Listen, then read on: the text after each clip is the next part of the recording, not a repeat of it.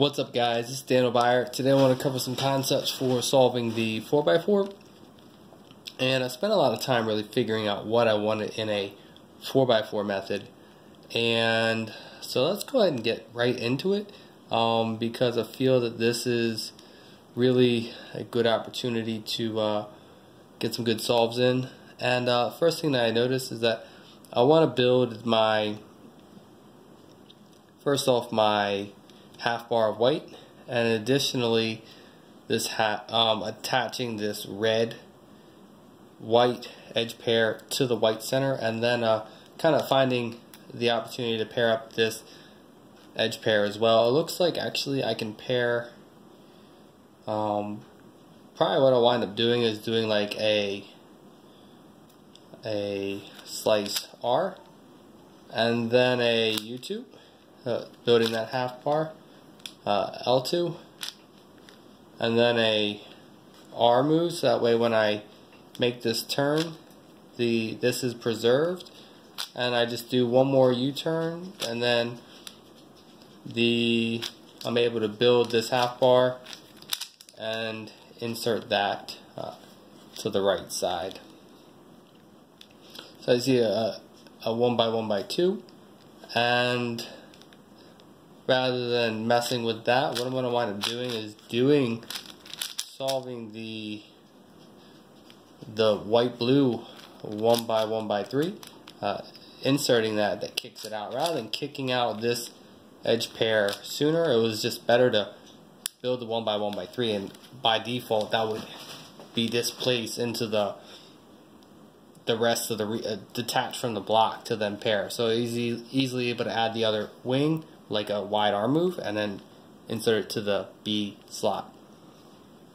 Next thing is that I want to transition immediately to, like, I'm going to do wide R-U, R2, which allows me to build this pair. Also happen to build this blue pair, blue-yellow pair. So I'll insert the blue edge there, R2U, and then go ahead and take that. I see that with a R move, slice R move, I'm able to build this pair, U prime, I believe, and then R prime, U2, R, builds the 1x1x3. Insert that to the, attach that to the block. Now the next thing is that I see that I want to get build this red center. So I've got a red center. The next thing is I want to build this green.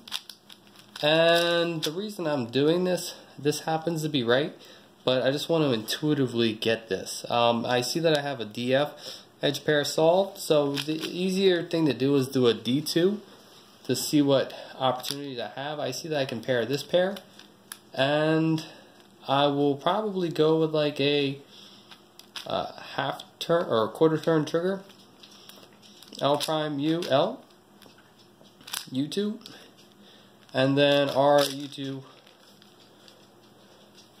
RU2, R prime, and then I actually wound up solving, I wound up having two pair, it looks like solved, or I think I may have solved a second pair with the quarter turn trigger.